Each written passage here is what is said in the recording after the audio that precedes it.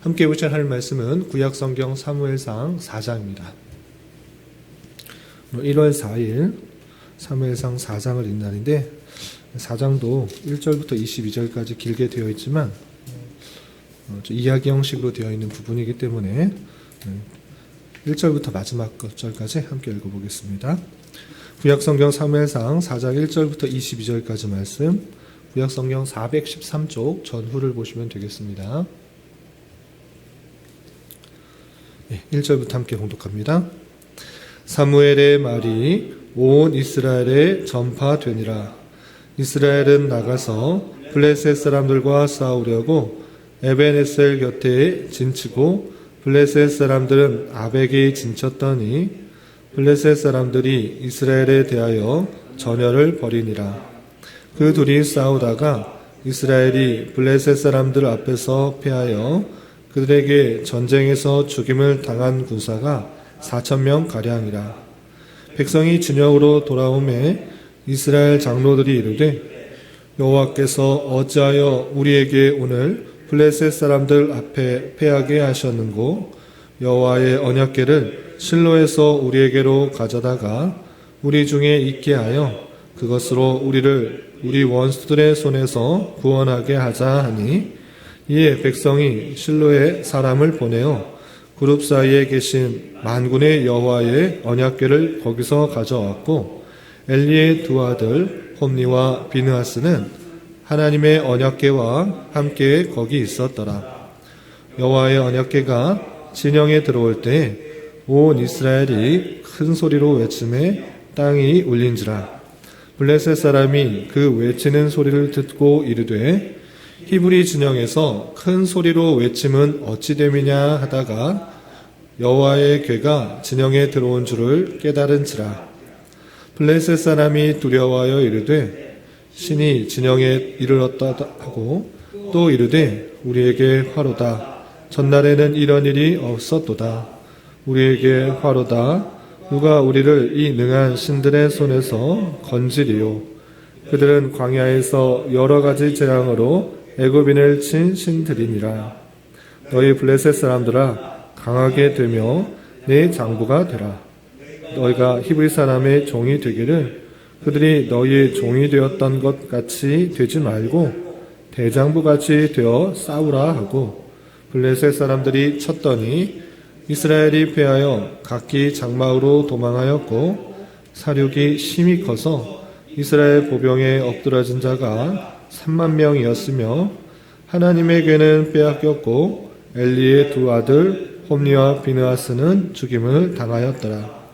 당일에 어떤 베냐민 사람이 진영에서 달려나와 자기의 옷을 찢고 자기의 머리에 티끌을 덮어쓰고 실로에 이르니라. 그가 이때는 엘리가 그 옆 자기의 의자에 앉아 기다리며 그의 마음이 하나님의 궤로 말미암아 떨릴 즈음이라. 그 사람이 성읍에 들어오며 알림에 온 성읍이 부르짖는지라. 엘리가 그 부르짖는 소리를 듣고 이르되 이 떠드는 소리가 어찌 됨이냐. 그 사람이 빨리 가서 엘리에게 말하니 그때 엘리의 나이가 98세라. 그의 눈이 어두워서 보지 못하더라. 그 사람이 엘리에게 말하되 나는 진중에서 나온 자라. 내가 오늘 진중에서 도망하여 왔나이다. 엘리가 이르되 내 아들아, 일이 어떻게 되었느냐. 소식을 전하는 자가 대답하여 이르되 이스라엘이 블레셋 사람들 앞에서 도망하였고 백성 중에는 큰 사륙이 있었고 당신의 두 아들 홈니와 비느하스도 죽임을 당하였고 하나님의 궤는 빼앗겼나이다. 하나님의 궤를 말할 때 엘리가 자기 의자에서 뒤로 넘어져 문 곁에서 목이 부러져 죽었으니 나이가 많고 비대한 까닭이라. 그가 이스라엘의 사사가 된 지 40년이었더라.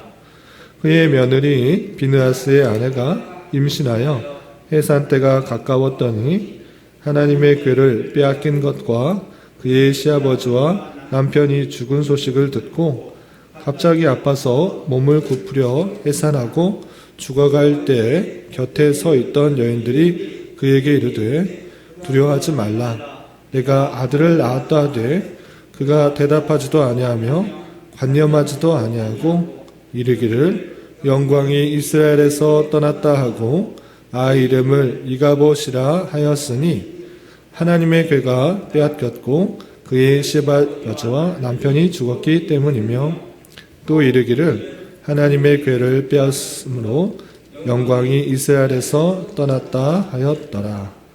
아멘. 예, 감사합니다. 오늘 말씀드린 본문은 사무엘상 4장입니다. 우리가 방금 읽은 것처럼 4장에서는 이스라엘과 블레셋과의 전투에서 이스라엘 백성들이 크게 패하고 패할 뿐만 아니라 그 하나님의 언약궤가 빼앗긴 내용을 담겨오고 있습니다. 그런데 여기서 중요한 것은 단순히 전쟁에서 졌다 그것이 아니라 하나님께서도 그 사실 이 역사에서 신실하게 운행하고 섭리하고 계셨다라는 사실이 중요합니다. 왜냐하면 우리가 어제 읽었던 3장 그리고 이어지는 4장 그 핵심 내용이 그냥 어제 읽었던 3장에서는 사무엘이 소명을 받았다라는 내용, 그리고 오늘은 전쟁에서 이스라엘 백성들이 패하고 법궤가 빼앗겼다, 이 정도의 그냥 역사적 사실을 말하는 것이 아니라 그 모든 역사적 사실 속에서 하나님의 뜻, 하나님의 계획이 이루어지고 있다는 것들을 분명히 밝히고 있기 때문에 그렇습니다. 왜냐하면 우리가 주일날 살펴보았던 사무엘 2장에서 엘리 제사장의 두 아들이었던 홈리와 비느하스의 그 죄악으로 말미암아 분명히 그 집안에 저주가 임했습니다. 홈리와 비느하스는 수많은 죄악들을 저질렀습니다. 특별히 하나님께 드리는 제물을 그 제물을 드리고 난 그 음식들을 먹는 것이 하나님께 제사를 드리고 그 은혜로 받는 것을 제사장과 그의 가족들은 그것을 먹을 것을 삼아야 되는데 홈리와 비느하스는 하나님께 드리는 예물을 아주 경홀히 여겼던 것입니다. 제사도 경홀히 여기고 그 하나님께 드리는 것도 자기 마음대로 쓰려고 했던 것입니다. 그래서 제사 드리기 전에 자기가 먹으려고 했던 그 잘못들 그리고 수많은 다른 잘못들을 했기 때문에 그 두 아들의 죄를 물어서 저주했을 뿐만 아니라 그렇게 아들들이 잘못된 길을 감에도 불구하고 엘리 제사장이 그 아들을 더 사랑했기 때문에 아들을 꾸중하지 못하고 책망하지 못하고 잘못된 길을 지적하지 못했기 때문에 그 엘리 제사장의 죄를 함께 물어서 그 집안에 저주가 임했던 것입니다. 그래서 그 집안이 완전히 멸망하게 될 그 사실들을 알렸고 홈리와 비느하스가 한날 죽을 것이다. 그 모든 저주가 어떻게 일어나는지 그 증표가 되는 것이 있는데 그래서 홈리와 비느하스가 한날에 죽은 것을 보아서 그 집안에 저주가 일어날 것들을 확신해라 라고 했던 것입니다. 그리고 나서 그 집안의 저주로 끝난 것이 아니라 내가 새로 충실한 제사장을 뽑을 것이다. 그 제사장은 내 마음과 내 뜻대로 행할 것이다 라고 말씀해 주셨던 것입니다. 이 말씀이 어떻게 이루어지는지가 3장 4장에 그대로 나오고 있는 것입니다. 그래서 어제 읽었던 3장에서는 내가 그 충실한 제사장을 뽑을 것이다. 그가 나를 잘 알지 못하는 3번씩이나 불러옴에도 불구하고 제대로 깨닫지 못하는 그런 사무엘이었지만 어린 사무엘이었지만 내가 택하여서 내 마음과 내 뜻을 잘 깨닫고 행할 사람으로 세우겠다라는 것을 통해서 3장의 그 내용이 이어지는 것을 볼 수가 있고 그 4장에서는 그 이스라엘과 블레셋과의 전투, 그 전투에서 갑자기 전투에 나오지 않을 만한 사람들, 제사장으로서 제사장의 아들로서 그 내용들이 그 사람들이 갑자기 죽어버리는 일들을 겪게 되는 것입니다. 어떤 내용이 있었습니까? 이스라엘과 블레셋의 전투가 있었습니다. 원래 이스라엘 백성들이 가나안 땅에 점령할 때, 가나안 땅에 입성할 때 그 주변에 있는 모든 민족들을 죽이라 했습니다. 그러나 불순종했기 때문에 블레셋의 군사들, 사람들이 남아있는 것입니다. 그로 말미암아 계속적으로 핍박과 전투가 일어나게 되었습니다. 그리고 지금 이 4사 시대에 계속적으로 블레셋이 이스라엘 군대를 또 쳐들어서 자기 땅을 다시 확보하려는 그런 전쟁이 있었던 것입니다. 그래서 이스라엘과 블레셋이 전투를 하였는데 4,000명이 전사가 되는, 이스라엘 백성의 4,000명이 죽게 되는 그런 일이 발생하게 된 것입니다. 그래서 이스라엘 백성들은 생각했습니다. 특별히 장로라는 사람들이 왜 이 전쟁에 졌을까? 가만히 생각해 보니까 우리 가나안 땅에 들어오기까지 하나님의 법궤가 앞서 나갈 때는 우리는 항상 승리했다. 수많은 군대들과 싸워서 승리했는데 우리 이 전쟁에서 법궤가 없었기 때문에 진 것이다 라고 장로들이 생각합니다. 그래서 얼른 실로에서 홈리와 비느하스에게 말해서 그 법궤를 가져와서 법궤를 가져온 상태에서 전쟁을 치르려고 합니다.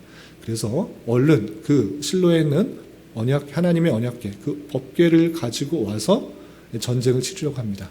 법궤가 들어오자 이스라엘 백성들이 모두 다 환호했습니다. 이제 이 법궤만 있으면 우린 전쟁에서 승리할 수 있다. 그래서 모든 백성이 환호하며 즐거워했습니다. 그 환호하는 장면을 보자 블레셋 군대는 이게 무슨 소린가? 왜 전쟁에서 졌는데 저렇게 즐거워하는가? 가만히 보니까 소문을 들었던 것입니다. 그 진영에 하나님의 법궤가 들어왔다고 합니다. 라는 그 소식을 듣자 이 블레셋 군대는 아주 두려워 떨었습니다. 아니 하나님의 법궤, 그 하나님의 신, 그들이 믿는 신이 그곳에 왔다고? 그 블레셋 사람들도 그 법궤가 가진 의미를 알았습니다. 애굽에서뿐만 아니라 그 수많은 광야에서 그 법궤로 말미암아 수많은 기적들이 일어났고 많은 전쟁에서 승리할 수 있었다는 것을 알았기 때문에 이 블레셋 군대도 두려워 떨었습니다. 그러나 그렇게 두렵고 떨는 것에 그치는 것이 아니라 그 백성들의 사기를 진작하면서 우리가 두려워 떨지 말고 대장부가 되어서 힘있게 전쟁하자. 그럼 이길 수 있다라고 독려하면서 전쟁을 치르게 됩니다. 이렇게 법궤를 가지고 있는 이스라엘 백성들과 그리고 더 힘을 내어서 블레셋 군대와 싸우는 일이 벌어지는데 법궤를 가진 이스라엘 백성들이 승리한 것이 아니라 오히려 블레셋 군대가 더 큰 승리를 가지게 됩니다. 최초의 전쟁에서는 4천 명이 죽는 그런 일이 있었는데 이 두 번째 전쟁에서는 3만 명이나 죽게 되는 이스라엘 백성들이 3만 명이나 되는 어마어마한 큰 패배를 겪게 되는 것입니다.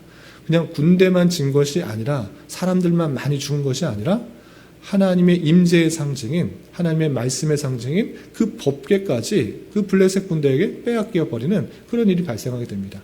그리고 그 전쟁에서 억지로 살아남아서 그 전장에서 피어나와서 실로에 있는 그 제사장 엘리 제사장에게 겨우 가서 목숨만 건져서 그 소식을 알린 그 백성에 의해서 그 사람에 의해서 엘리 제사장이 어떻게 되었느냐, 이 전쟁에서 어떻게 되었느냐, 법궤는 어떻게 되었느냐라고 물었을 때 그 사람이 법궤도 빼앗기고 전쟁에서도 지고 당신의 두 아들 홈리와 비느하스가 죽었습니다 라는 소식을 듣자 그 비대해지고 눈도 잘 안 보이는 그 엘리 제사장이 뒤로 그 충격적인 소식을 듣고 뒤로 넘어져서 그 자리에서 죽는 일이 발생했을 뿐만 아니라 엘리 제사장과 그리고 홈리와 비느하스가 죽었다는 그 소식을 들은 그 비느하스의 아내 그 엘리 제사장의 며느리도 지금 임신 중에 있었는데 그 소식이 너무 큰 충격이었기 때문에 갑자기 조산을 하게 됩니다. 갑자기 아기가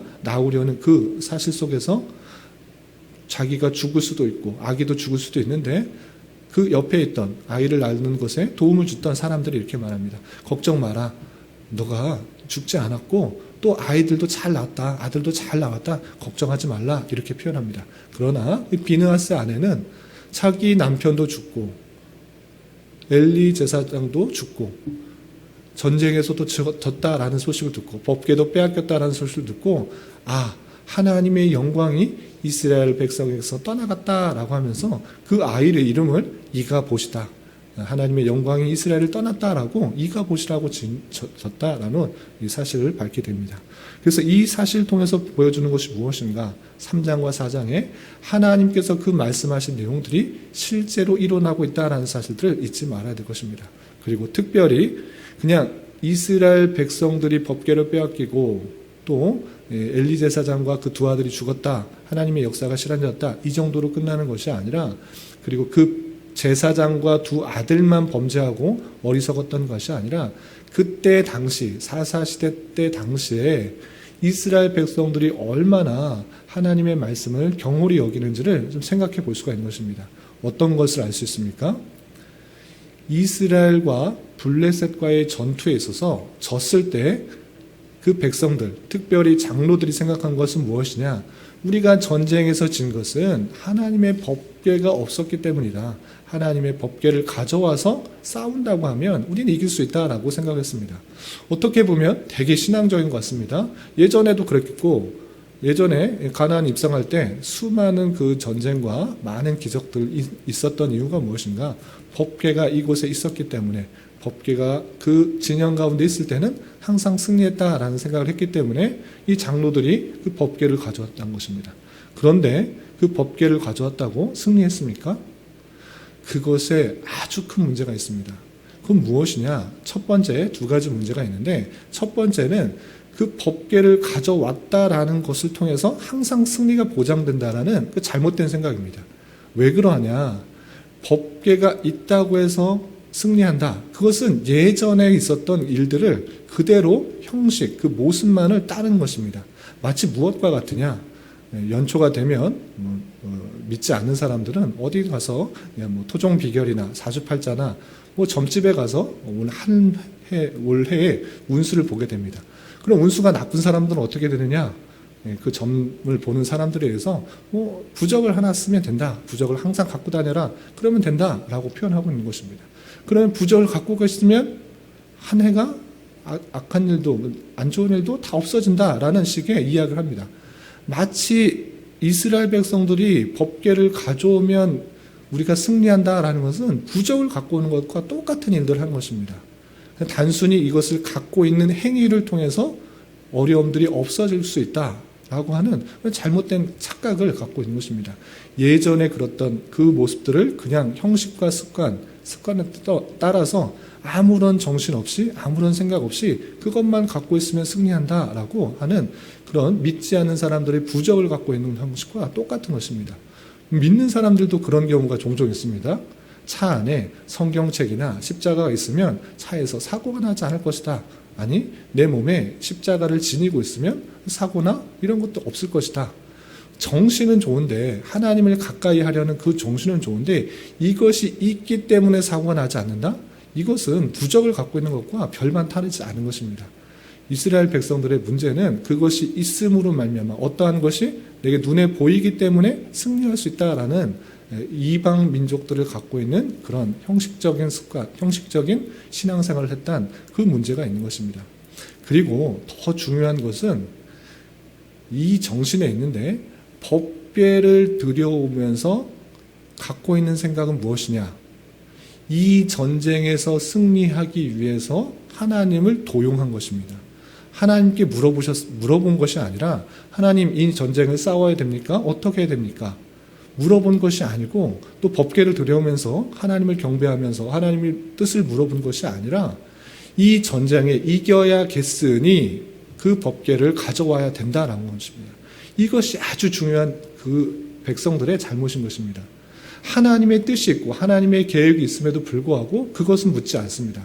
하나님께서 원하시는 삶을 살아가는 데는 전혀 관심이 없고 내 삶을 이루는 데 있어서 내가 원하는 것을 이루는 데 있어서 하나님을 끌어들이는 것입니다. 이것이 아주 잘못된 그런 행동인 것입니다. 우리 오늘날에 있어서도 우리 신앙이 그렇게 될 수 있는 충분한 가능성이 있습니다. 하나님께서 원하시는 말씀들을 부지런히 살피고 알고 그 마음과 뜻을 깨달아 수행하기보다 그것은 전혀 관심이 없는 채 내가 이루어야 될 목표, 내가 이것을 이루어야 되니까, 내가 이것을 달성해야 되니까 이것을 하기 위해서 하나님의 이름을 불러가며 하나님의 뜻을 불러가며 하나님께서 행하시는 그런 일들을 하나님을 모셔오라는 것입니다. 내 뜻을 이루기 위해 하나님을 끌어들이는 것, 그것은 하나님을 섬기는 것이 아니라 하나님을 종처럼 부리고 있는 아주 잘못된 신앙이라는 사실을 잊지 말아야 될 것입니다. 이스라엘 백성들, 하나님께서 이 전쟁에서 어떻게 싸우라고 하는지를 묻는 것이 아니라 하나님의 뜻을 또 수행하는 그런 삶 속에서 이 전쟁을 치르는 것이 아니라 단순히 이 위기, 이 어려움을 해결하기 위해서, 아니 이 전쟁에서 큰 승리를 해서 더 넓은 땅을 차지하기 위한 그런 수단으로서 하나님을 모시고 있다는 그 사실들을 살펴볼 수가 있는 것입니다. 그런 삶은, 그러한 신앙은 올바른 신앙이 아니라는 것들을 잘 깨달으면서 우리가 혹여나 열심히 신앙생활하는 것, 열심히 주일 예배 참여하고 열심히 헌금하고 또 열심히 새벽기도 나오고 금요기도에 나오고 열심히 행하는 모든 것들이 하나님을 내 뜻에 맞춰서 도용하려는 것은 혹 아닌지 늘 조심해야 될 것입니다. 우리가 열심히 신앙생활하고 또 헌금을 하고 새벽기도 나오고 하는 모든 것들은 하나님의 뜻을 알기 위해서 또한 하나님의 선하신 것들을 깨달아서 감사함으로 표현하는 것들이지 내 생각과 내 뜻을 이루기 위해서 그것을 열심히 하는 행위는 잘못된 것이라는 사실을 잊지 말아야 될 것입니다. 이런 말씀을 대하면서 다시 한번 정리하면 우리의 신앙이 형식과 습관에 따라서 하고 있지는 않은지 예전에 법궤를 가지고 있으면 무조건 승리했다라는 생각들로 그것을 그냥 형식과 습관에 따라 예배하고 또 기도하고 하는 습관은 없는지 되돌아봐야 될 것이고 또 한 가지 내가 하는 모든 신앙의 행위가 내 뜻을 이루기 위한 내 목표를 위하기 위한 내 야망을 채우기 위한 하나님을 도용하고 있는 것은 아닌지 늘 주의하면서 살아가야 될 것이고 특별히 이 전쟁에서 특별히 보여주고 있는 것 물론 그때 당시에 부패한 이스라엘 백성들의 모습을 보여주는 것이지만 특별히 이 전쟁에서 그 결과는 홈리와 비느하스, 엘리 제사장이 모두 다 죽었다라는 그 사실들을 밝혀주고 있는 것입니다. 이 세 사람이 죽었던 이유는 무엇인가? 우리가 2장에서 살펴봤던 것처럼 하나님을 경홀히 여기고 또 하나님의 말씀을 하나님을 섬기는 그런 모든 것들을 더 경홀히 하고 특별히 엘리 제사장은 하나님 사랑하는 것보다 두 아들을 더 사랑하는 말미암아 이런 비참한 결과를 낳았다는 사실들을 잘 생각해 봐야 될 것입니다. 하나님을 가장 사랑하고 하나님의 뜻을 잘 깨닫고 하나님께서 원하시는 것들을 잘 깨달아 우리 삶을 하루하루 살아가는 것이 인생의 목표요. 우리의 남은 생을 살아가는 이유라는 사실들을 잘 기억하며 오늘 하루 남은 한 평생을 힘있게 살아갈 수 있는 저와 여러분 되시기를 주님의 이름으로 부탁을 드립니다. 기도하겠습니다. 하나님 아버지 감사합니다. 오늘 말씀을 통하여 이스라엘과 블레셋의 전투에 있어서 이스라엘이 큰 패배를 당하고 엘리와 그 두 아들이 죽게 된 내용을 살펴보았습니다. 이런 말씀을 대하는 자로서 하나님의 주권과 역사 가운데 그 말씀하신 내용들이 반드시 이루어지는 줄 알고 하나님 말씀에 더욱 귀 기울이는 자가 되게 하여 주시고 특별히 하나님을 섬기는 신앙이 단순히 형식과 습관에 따라 행하지 않게 하여 주시고 인격적인 관계 속에서 날마다 하나님을 더욱더 알아가는 깊은 교제의 신앙이 될 수 있도록 인도하여 주시옵소서. 또한 엘리 집안에 저주가 임하게 된 내용들을 잘 생각하며 하나님과 그에게 드리는 것에 대하여 무시하거나 멸시하지 않게 하여 주시고 또한 하나님 외에 자녀나 세상적인 명예나 부를 더욱 사랑하지 않도록 인도하여 주시옵소서. 주님, 올 한 해도 주님의 마음과 뜻을 잘 깨달아 선한 도구로만 쓰임받으며 날마다 감사와 찬송이 넘치는 삶을 살아갈 수 있도록 인도하여 주시옵소서. 특별히 어두워져 가고 썩어져 가는 이 시대와 세대 속에 주님의 교회가 빛과 소금의 역할들을 잘 감당할 수 있도록 인도하여 주시옵소서. 주님, 교회의 육체의 연약함으로 직장과 사업장의 문제로 가정의 여러 가지 문제로 주님께 간절히 부르짖며 나아가는 여러 지체들이 있습니다. 주님께서 이 모든 것을 아시오니 긍휼히 여겨주시고 그의 눈물 닦아주시며 위로하여 주시고 우리의 기대와 소망보다 훨씬 더 풍성한 것으로 채워주시는 하나님을 깊이 경험하는 기회되게 인도하여 주시옵소서. 이 시간 각자 간절히 기도하는 기도 제목 주님께서 들으시고 가장 선한 것들로 응답하여 주시옵소서. 예수님의 이름으로 기도 올리옵나이다. 아멘.